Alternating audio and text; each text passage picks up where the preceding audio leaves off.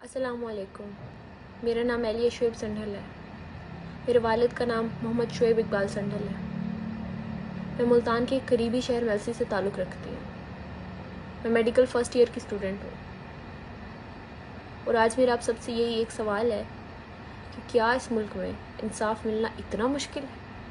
क्या इस मुल्क में अगर आप यतीम होते हो तो आपको यूँ दर बदर कर दिया जाता है?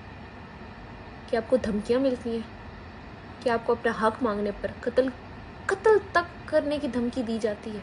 मेरा आज वज़ीर-ए-आज़म पाकिस्तान, वज़ीर आला Punjab, chief of army staff और चीफ़ जस्टिस ऑफ पाकिस्तान से ये सवाल है कि क्यों हमारे इदारों में सियासी प्रेशर पड़ रहा है, क्यों हमें इंसाफ नहीं मिलता।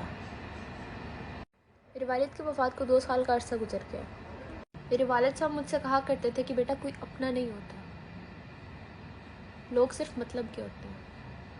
अगर कोई आपके साथ हद से ज़्यादा अच्छा है, मीठा है, तो उससे ज़्यादा बुरा आपके लिए कोई नहीं होगा।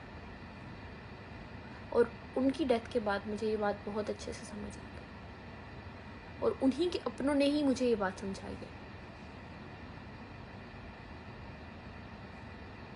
मैं ज़्यादा टाइम नहीं लूँगी आप सबका, लेकिन मेरा एक सवाल है कि क्या इस मुल्क में इंसाफ मिलना इतना मुश्किल है? क्या हर किसी के साथ यही हो रहा है? क्या यतीम बच्चे हर वक्त अदालतों और हुकूमती इदारों के चक्कर लगाते फिर रहे हैं? क्या बेवा औरतों के साथ बदसलूकी हो रही है? क्या उन पर सियासी प्रेशर बढ़ रहा है या सिर्फ हमारे साथ? शुरू में सौतेला भाई और चचा अच्छे बनकर रेवेन्यू डिपार्टमेंट के साथ मिलकर हम पे झूठे केस बनाते रहे। विरासत का इंतकाल कानूनन जो कि 1 माह के अंदर अंदर दर्ज किया जाता है, हमें करवाने में 1 साल लग गया। हल्का पटवारी जो कि मेरे चचा और भाई से रिश्वत लिए बैठे हैं, हमें हमारी ज़मीनों के दस्तावेज़ात नहीं देते। अहमद हुसैन डेढ़ जो कि मुल्तान में MNA है, उनके सियासी दबाव की वजह से कोई एक्शन नहीं लिया जाता। मैं खुद AC DC कमिश्नर तक के ऑफिस तक गई हूँ, लेकिन मुझे कहीं से इंसाफ नहीं मिला। मुझे अब इंसाफ मिलने की उम्मीद नहीं है, लेकिन मैं सबसे सिर्फ एक सवाल करना चाहती हूँ, क्यों यतीमों का हक खाया जाता है?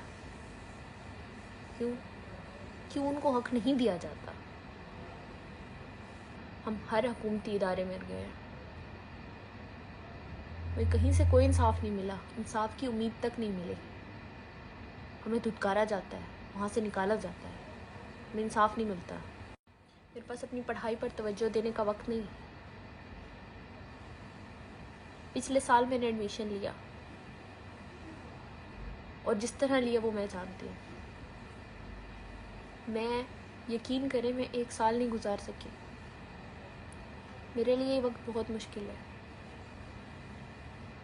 और ये बहुत रिस्क का काम है जो मैं अब करने जा रही हूँ। मेरे चचा ज़ुबैर संढल जो कि मेरे सगे चचा हैं, उन्होंने हमारी ज़मीन पर नाहक कब्ज़ा किया और मेरा एक सौतेला भाई भी है। और अगर मुझे कुछ होता है तो उसके ज़िम्मेदार ये 4 लोग: अब्दुल कादिर संढल, ज़ुबैर इकबाल संढल, अहमद हुसैन डेहड़ जो कि MNA और सईद संढल। ये लोग हमें कत्ल करने की धमकियाँ देते हैं, हमारे घर के बाहर फायरिंग करते हैं, हमें हमारा हक मांगने से रोकते हैं। हमारे घर के बाहर फायरिंग होती है, हमें संगीन नताइज की धमकियाँ दी जाती हैं। इस वीडियो के बाद मेरी जान तक को खतरा है। मैं अपील करती हूँ कि मुझे सिक्योरिटी फराहम की जाए। अहमद हुसैन डेहड़ जो कि मेरे फूफा हैं और MNA भी हैं, हमें मस्जिद तक ले गए, वहाँ जाके दुआए खैर पढ़ी और कहा कि मैं आप लोगों को आपका हक दिलवाऊँगा, और उस बात से भी मुकर गए। इनके लिए मस्जिद तक मजाक है, इन्होंने मस्जिद का तकद्दुस पामाल किया है।